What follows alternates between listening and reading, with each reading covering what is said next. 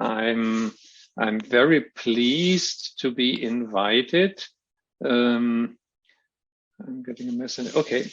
As some of you know, it has been a concern of mine to get dialogue between German philosophy and Chinese philosophers going, especially in the area of Augustinian studies. We had a very nice German-Chinese conference on Augustine's thinking in Tübingen a few years ago. And we planned to have a follow-up to this in China.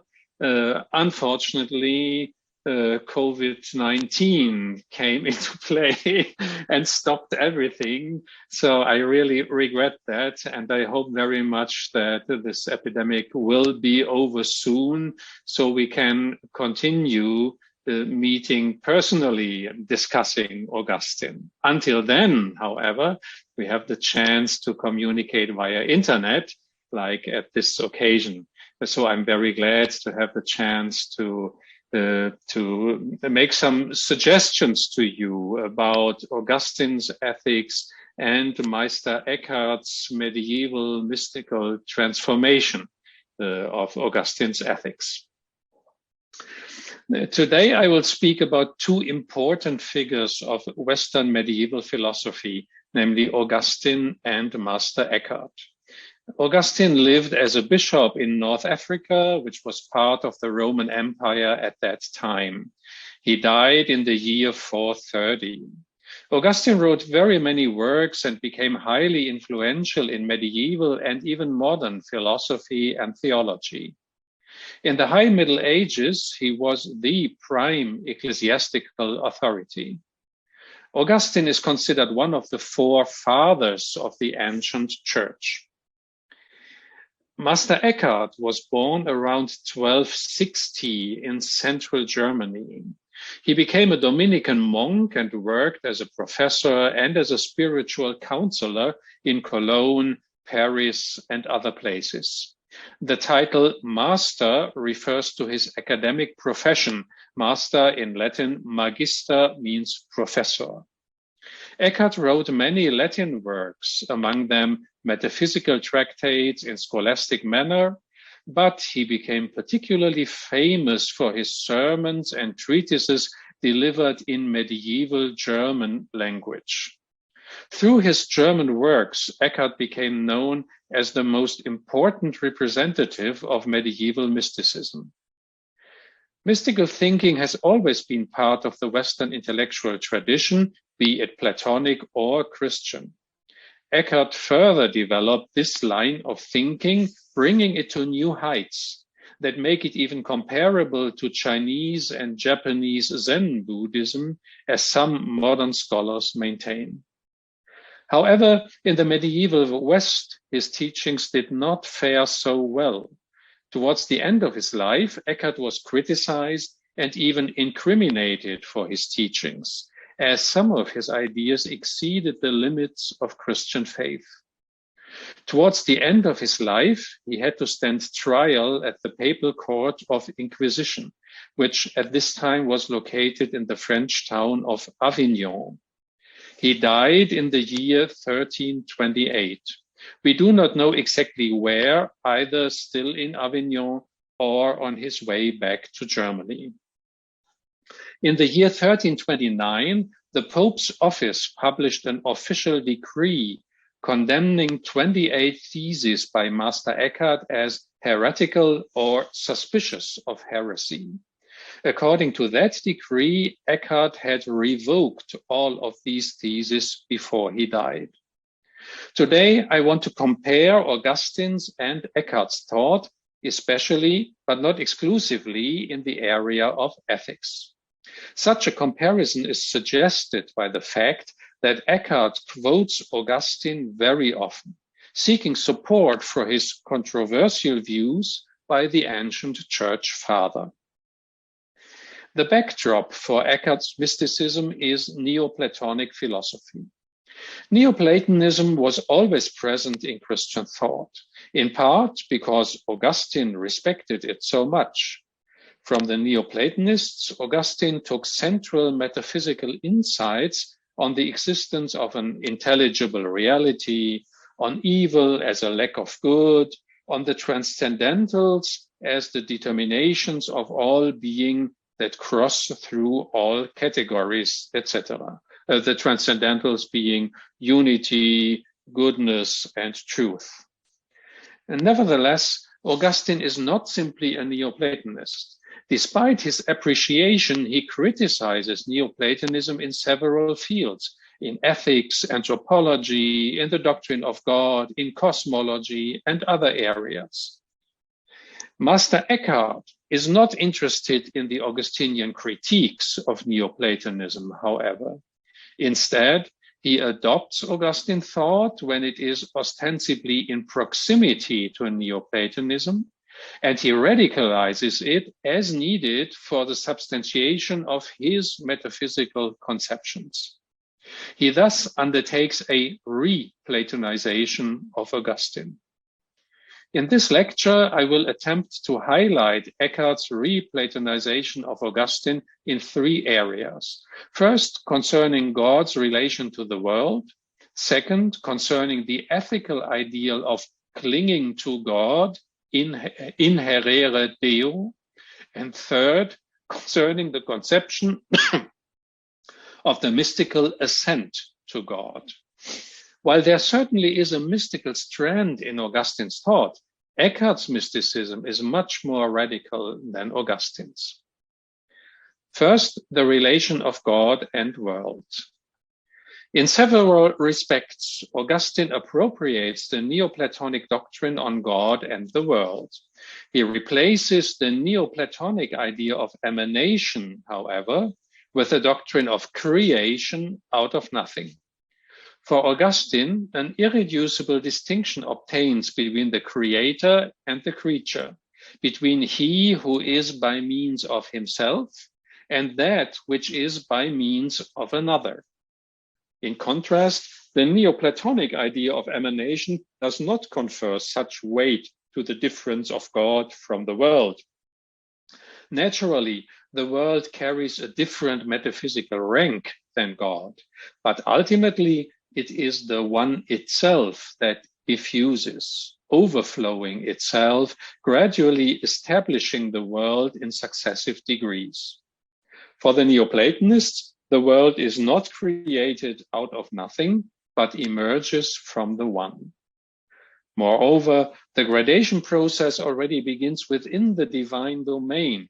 The three divine hypostases already vary in degree, and then continues into the world.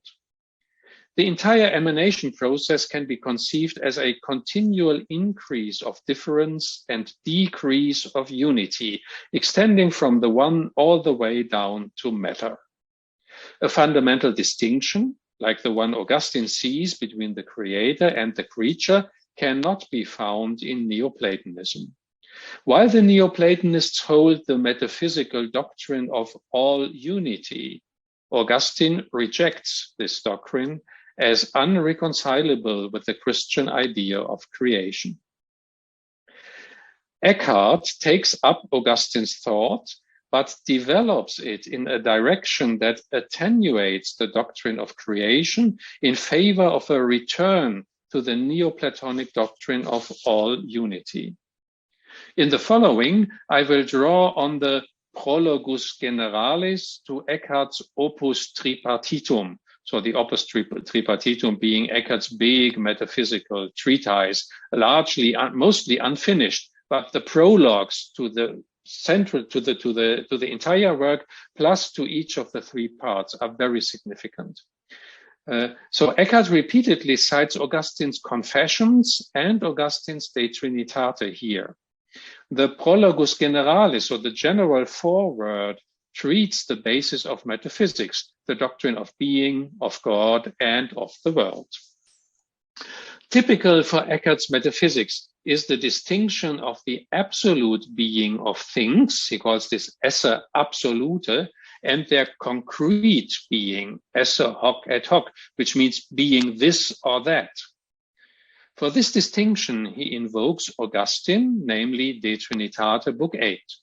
In this context, Augustine seeks conceptual guidelines by which humans can raise themselves up from things to God. He first mentions truth and then goodness. With respect to goodness, Augustine offers his readers the following instruction, quote, "This thing is good and that good, but take away this and that and regard good itself if you can, so you will see God," unquote. According to Augustine, goodness and truth are so-called transcendental determinations of beings. Every being, regardless of kind, is true and good because it depends on God as truth itself and good itself. The goodness that each being possesses stems from God, the good itself, as the source of all goodness. Augustine invites his readers to reflect on the fact that this and that good thing has its goodness from another, namely from the good itself. In order to see this, the reader must abstract from the particularities of things, tolle hoc et illud, so take away this and that, grasping them solely in their goodness, and from there ascend to the intellectual vision of the cause of all goodness, vide ipsum bonum, see good itself. Eckhart quotes this passage from Augustine's De Trinitate, Book 8, frequently. For Eckhart, it is concerned with the distinction between the bonum hoc et illud, this or that good, and the bonum ipsum, goodness, good itself, which he consequently extends to the other transcendentals. He then speaks of ens hoc et hoc, being this or that, and of absolute being, which means being per se and without addition, esse absolute et simplicita, nullo addito. Quote from Eckhart, "One has to judge being as such differently than this and that being.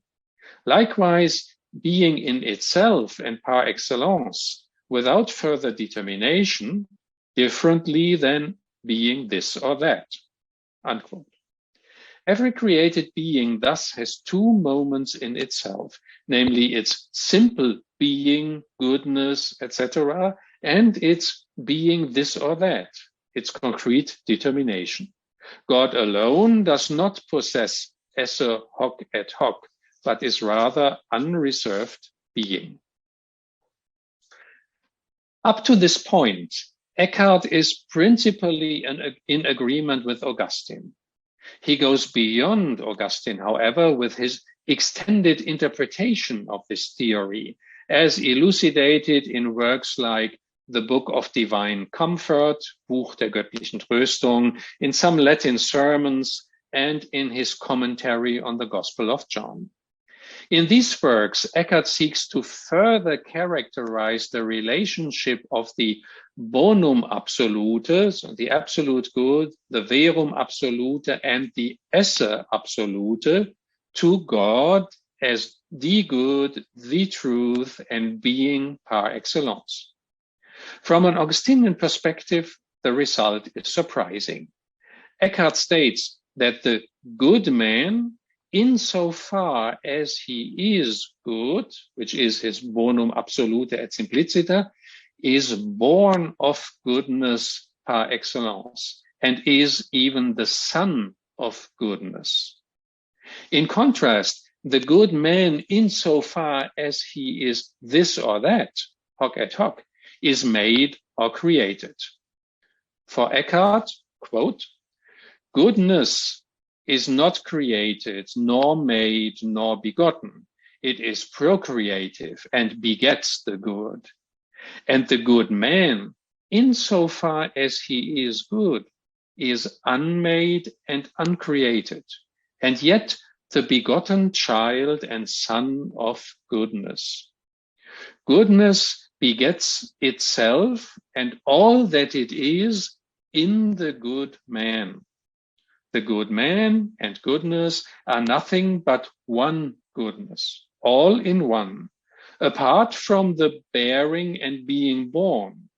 And yet the bearing of goodness and the being born in the good man is but one being and one life, unquote. Bearing and being born mark, however, precisely the distinction between God the Father and God the Son within the divine Trinity. According to Trinitarian theology, the Son is begotten and born by the Father, while all of creation is made from nothing. The Son of God is not made but born, thus being of the same essence as the Father. For Eckhart, the good man, insofar as he is good, is divine, like the Son of God. Only insofar as he is this or that does he stand on the side of creatureliness. Augustine never undertook such a step. Even if one abstracts from the hoc et illud and focuses solely on the goodness of a being, he claims one would not see immediately anything divine, but always and only a creature. God first comes into view when, in a movement of ascension, the cause of goodness in something is sought and found. According to Augustine, the creature is through and through created. While Eckhart utilizes the Augustinian distinction between hoc et illud and absolute et simplicita as the starting point of his deliberations, he carries it forth in an un-Augustinian manner by suggesting that the aspect of a being that can be described by a transcendental concept, like goodness, is already divine. Augustine's distinction between the creator and the creature is, so to say, neoplatonically suspended, insofar as at least one aspect, the aspect of a being's being, is declared to be divine. Eckhart illustrates these ontological relationships with the example of a cup. Quote, if a man might and knew how to make a cup completely empty and keep it empty of whatever might fill it, even air, assuredly that cup would lose and forget its own nature, and emptiness would bear it aloft, unquote. So I brought a cup here with me. This is a cup that Eckhart speaks about. And Eckhart says, if we could make this cup completely empty, like there's no coffee in it right now, or even take the air out of it, if that was possible.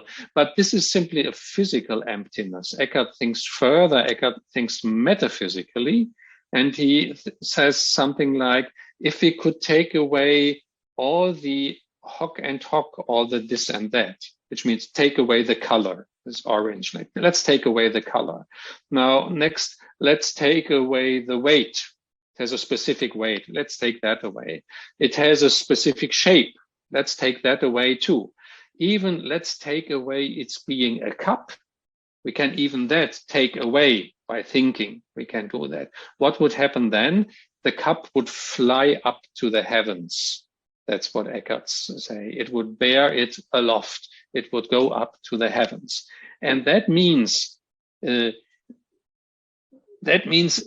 all that would be left would be the esse absolute et simplicita. And the esse absolute et simplicita is divine. That's the meaning of Eckhart saying it would go up to the heaven. It would go up to God, because the esse absolute of that cup is divine. Is the being of the divine Son born by the Father. So along with its concrete determinations, all creatureliness will be left behind so that the uncreated image of the Father may emerge. So the divine Son is the uncreated image of the Father. Augustine makes a distinction similar to Eckhart's when he writes, quote, The supreme God gives existence to anything that exists in any way at all, and insofar as it exists at all. In Latin, it's esse in quantum cumque est. For unless he made it, not only would it not exist in this way or that way, this is the hoc et hoc, Eckart's hoc et hoc. Augustine calls it tale vel tale, but it means the same. But it could not exist at all, unquote. Therefore, Augustine distinguishes between esse tale vel tale, being such or such, which corresponds to Eckart's esse hoc et hoc, and esse in quantum cumque est, which corresponds to Eckart's esse absolute. According to Augustine, however, God created both of them. While for Eckhart, the esse absolute is uncreated and divine, for Augustine, it is made by God from nothing, just like the esse hoc et hoc. Second, clinging to God, or inherere Deo. Augustine's ethics is centered on the idea of clinging to God or living according to God, secundum Deum vivere. Like Aristotle in the beginning of his Nicomachean Ethics, Augustine holds that all human beings strive for ultimate happiness. What makes humans happy is the possession of goods. Every human action aims at attaining a good as its goal. But these goods form a hierarchy in which lower ones point at higher ones. For example, why do you listen to this talk? Because I assume you get credit points for doing so. So why do you want to get credit points? Because you need them to pass your master's exam. Why do you want to pass your master's exam? Because you want to do a dissertation in philosophy afterwards, and so forth and so forth. We always want lower goods for the sake of obtaining higher goods. As Aristotle already explained, there is a tip to this hierarchy, a pinnacle. This is the one supreme good, for the sake of which all the lower ones are striven for. That supreme good is not desired for the sake of anything else. Instead, it is loved in itself. In the possession of the supreme good, all striving comes to rest, because the ultimate goal has been reached. For Aristotle, this supreme good is happiness, eudaimonia. Augustine, however, claims that God is that supreme good, while happiness is just the effect of possessing God. Therefore, Augustine famously says in his Confessions, right in the beginning, quote, "Restless is our heart until it rests in you, God," unquote. Augustine distinguishes two modes of loving goods. In Latin language, he calls them uti and frui, which means usage and enjoyment. The goods used point at the purpose of usage external to them, while enjoyment rests in itself. Thus, only the supreme good, which for Augustine is God, should be loved in the mode of enjoyment, whereas all other goods, that is all non-supreme goods, should be loved only in the mode of usage, because they don't bring final happiness.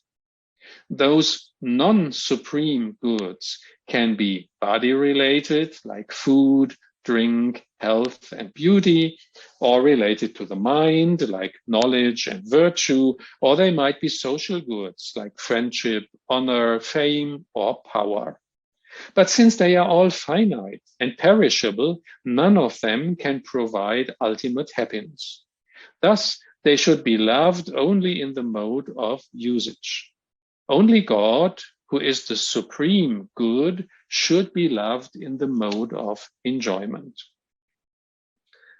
The sinner, according to Augustine, assigns too much weight to finite goods by loving them as if they could give ultimate happiness.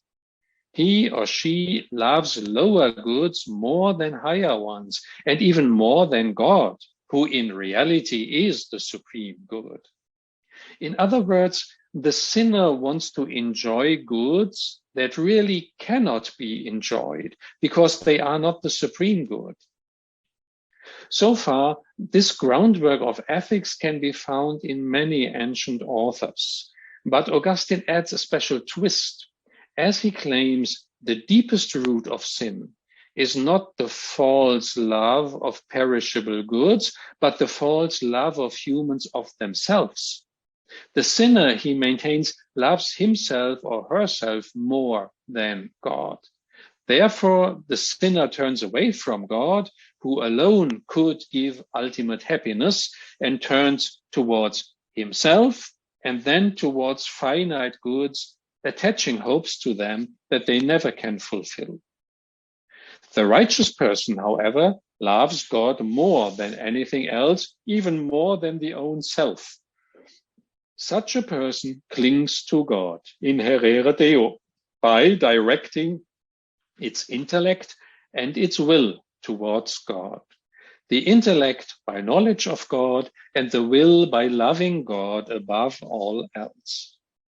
The righteous person lives according to God, secundum Deum vivere, which means he or she does love finite, perishable goods. Yes, he or she does love finite, perishable goods, but without exceeding their real value. Only God is loved unconditionally by such a person. Thus, for Augustine, the person clinging to God does not leave the world to live a life in contemplation alone. Instead, it does live in the world, such that all dealings with finite things are directed towards the eternal good and oriented by the love of the supreme good. As the gospel commands, love God above all else, and in the light of that love, you should love your neighbor and yourself and all other goods. Master Eckhart picks up on this foundational concept of Augustinian ethics already in his early writings, like the Talks of Instruction, Reden der Unterweisung, for example. This work has a practical character, as it contains teachings about how to live a good Christian life, especially as a monk or a nun. Thus, obedience, sin, and repentance are important topics, and also clinging to God. For Eckhart, inherere Deo entails raising oneself up to God, binding oneself steadfastly to him, not clinging to things, not expecting happiness from them, but having all things as if they had been lent to us. Such a person does not desire any perishable goods and does not expect any happiness from their possession. Consequently, Eckhart claims, he does not fall into misery when he loses them, but maintains an inner peace in God. All of this is, of course, very Augustinian so far. Nevertheless, Eckhart's interpretation of the notion of inherere Deo decisively exceeds Augustine's. As I explained before, Augustine sees the deepest root of sin in the false love of humans of themselves. That false love of self has to be corrected, so it becomes a good love of self in the light of love of God. Eckhart, however, is more radical, suggesting that the full significance of inherere Deo implies not only directing oneself toward God in thought and desire, but becoming thoroughly transformed by the form of God. It is for this reason that in the Talks of Instruction, Eckhart's highest imperative is resign yourself. Let go of yourself. Lass dich in German language. Observe yourself, Eckhart says. Observe yourself, and wherever you find yourself, leave yourself, unquote. According to Eckhart, Gelassenheit, releasement or letting go, is the prerequisite for becoming one with God. He writes, quote, If I abandon self, he, namely God, must want everything for me that he wants for himself, neither more nor less, and in the same way as he wants for himself. And if God did not want this, then God would not be just and would not be God, which is his natural being." Unquote.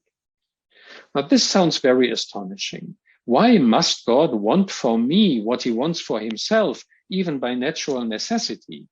On what does this asserted necessity depend? The answer to this question is that the I, when it is annihilated, enters into God.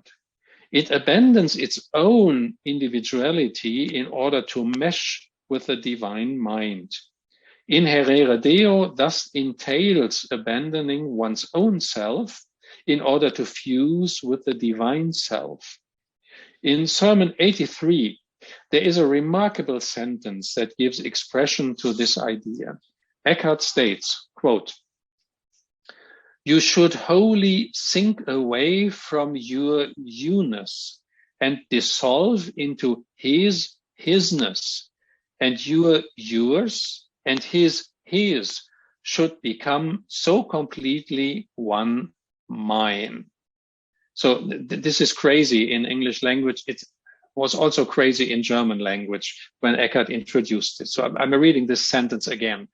So, "You should wholly sink away from your you-ness and dissolve into his, which is God's, his hisness, and your yours and his, namely God's, his, should become so completely one mine."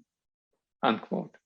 So Eckhart invites his listener to let her own self, your you-ness, dissolve into God's self, his hisness, so that it becomes in God a mine, which is a new self. This new mine, however, is God's mine.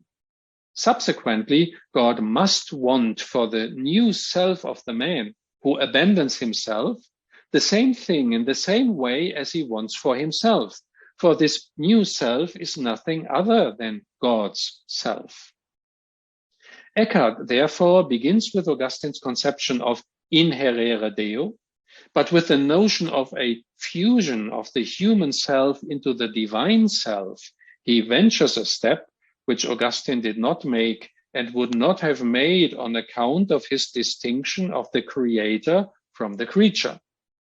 Like with his interpretation of the Augustinian distinction of bonum hoc et hoc and bonum absolute, Eckhart's interpretation of inherere Deo initially adopts Augustine's thesis, but takes them further in the direction of a Neoplatonic concept of unity, a concept from which Augustine distances himself.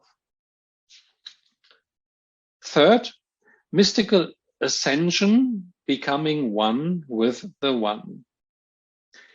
As we have seen so far, Eckhart's idea of the goal of life is for the human self to fuse with the divine self. The human being reaches perfection, that is, goodness, wisdom, justice, by becoming the Son of God and by merging with the divine self. However, in some of his most radical and impressive German sermons, Eckhart aims even higher. Here he says that the ultimate fulfillment of human life lies in becoming one with the one. In the background of Eckhart's idea stands the Neoplatonic notion of henosis, that is, unification with the one. In this context, Eckhart introduces two new ideas, one concerning God and another one concerning the human mind. As for God, the traditional Christian doctrine, largely going back to Augustine, says that God is triune, which means there is one God in three persons of equal substance. Augustine opted against Neoplatonism, according to which God is a pure unity without even the slightest hint of difference, relation, or plurality. The Christian Trinitarian God equally does not admit a plurality. There is just one God, not three. But he is internally differentiated in three persons related to each other, called the Father, the Son, and the Spirit. In the ancient and medieval tradition, the divine Trinity also has been interpreted as a symbol of God's self-knowledge and self-love. The Father sees and loves himself in the Son, mediated by the Spirit. And conversely, the Son sees and loves himself in the Father through the Spirit. Thus, the triune God knows himself, loves himself, and generally is related to himself. Knowing oneself, however, implies a difference between the knower, the known, and the act of knowing. The same holds for loving oneself. Thus, self-knowledge and self-love entail a triunity. In this view, God is not pure oneness, but he is related to himself, and thus he is a self. Eckhart, however, believes in an absolute one, called the Godhead, standing behind or above the triune God of standard Christian thinking. This Godhead is pure unity without any difference and relation, just like the Neoplatonic one. It is not Trinitarian. It has no self-knowledge and no self-love. It even stands beyond the difference between creator and creature, or God and the world, encompassing both in its boundless oneness. In his German Sermon 13, Eckhart says, quote, "In the Godhead, there is no equality, but only unity," unquote.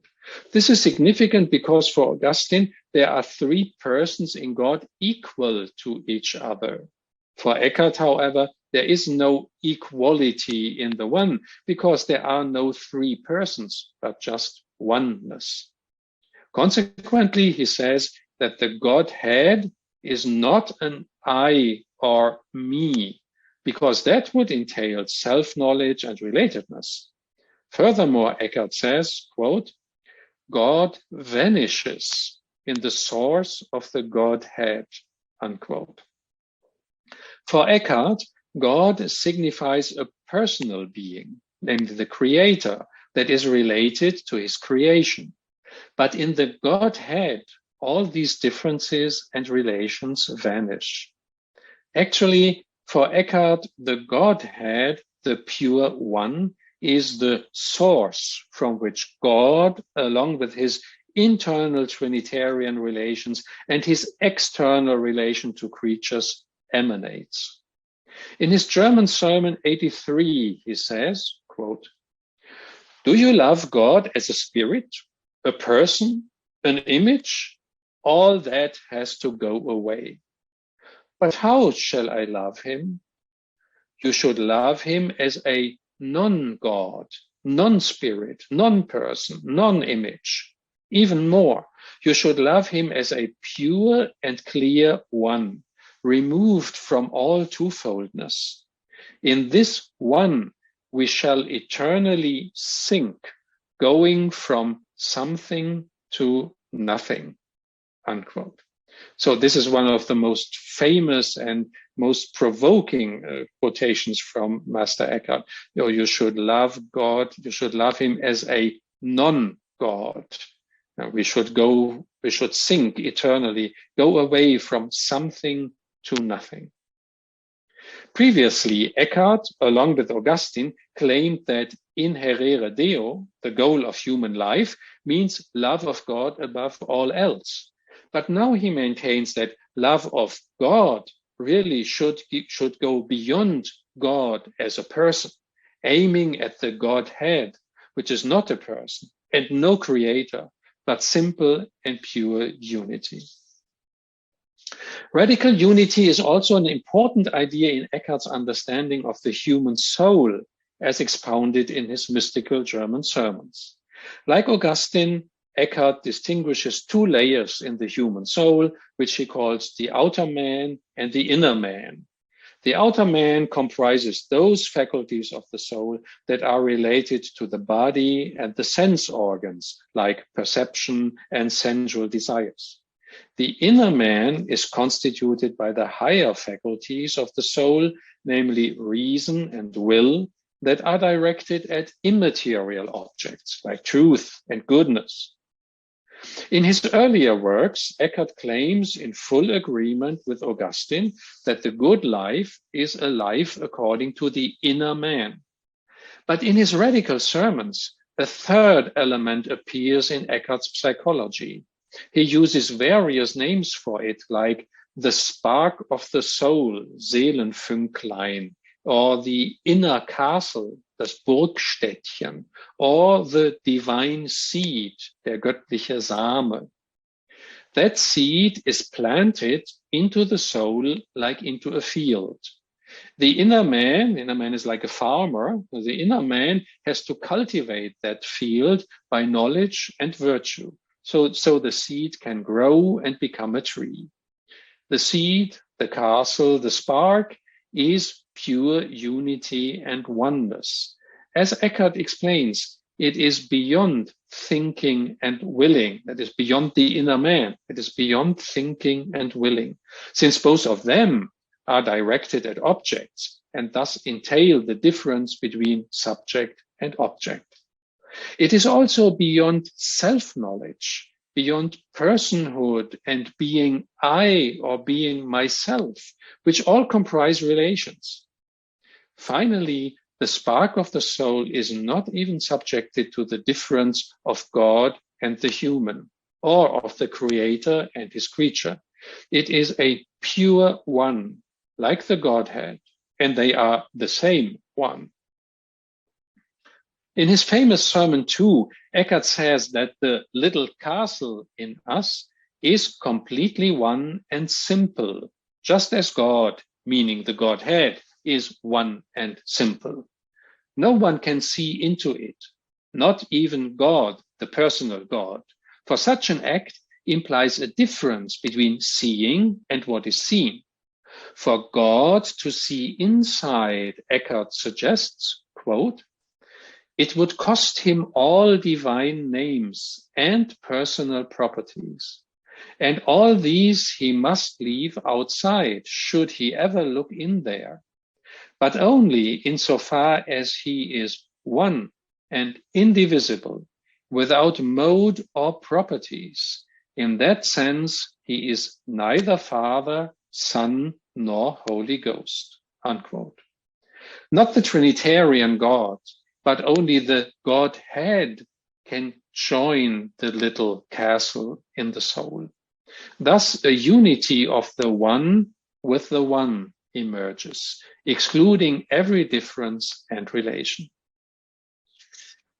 Sermon 109 states, quote, God, namely the Creator God, as opposed to the Godhead, God comes into being and vanishes.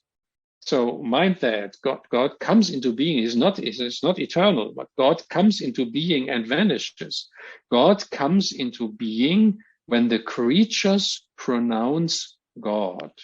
So the Creator God is not pure unity due to his relation to creatures. Eckhart goes on. When I was in the ground, in the stream and source, which is the Godhead, nobody asked me where I was going and what I was doing. Nobody was there to ask me. But when I emanated, all the creatures spoke God, unquote. So here Eckhart speaks of the primeval unity of the Godhead and the I, namely the spark or the castle of the soul. Originally, this was one and the same. Like when he says, when I was in the ground, in the stream and source, which is the Godhead. So this was one and the same. Only when the I emanated, that is when it separated from the Godhead, God, the Creator, came into being. And with it, all the creatures. Only then did a human person originate, facing a divine person as its creator and redeemer. In Eckhart's mystical sermons, the highest goal of human life and its ultimate fulfillment is to become reunified with the One again. In his mystical German sermons, Eckhart apparently reaches further than before. Inherere Deo does no longer mean bearing the Son of God, who is one person in the divine Trinity, in the good man, or letting go of the human self by merging with the divine self. Rather now, returning to Plotinus's ideas, he conceives the unity of man with God as beyond the Trinity, because it is beyond every difference and beyond selfhood. For Augustine, the notion of a spiritual ascent is of central significance. But this ascent always ends for him with a vision of the divine light or the touching of divine wisdom, light and wisdom meaning the eternal Son of God, like the reports of Augustine's ascents in Confessions, Book 7 and 9. Seeing and touching imply, however, a sustained difference between who is seen and touched, and the seer and toucher. Augustine never speaks, as Eckhart does, of the human becoming one with the Son of God, much less of a kenosis with the One itself beyond the Trinity. For Augustine, the Godhead beyond the Trinity does not even exist, nor is there such a thing as the spark or the castle in the soul, as Eckhart understands it. Although Master Eckhart builds on Augustine, his mystical ideas go much further than Augustine's. Augustine upholds a metaphysics of differences and relations, that is, the difference between creator and creature, or the relations within the divine Trinity, or within the self-knowing mind, while Eckhart, in his radical mystical vein, strives to overcome all such differences and relations in his quest for all unity. Thank you very much for your attention.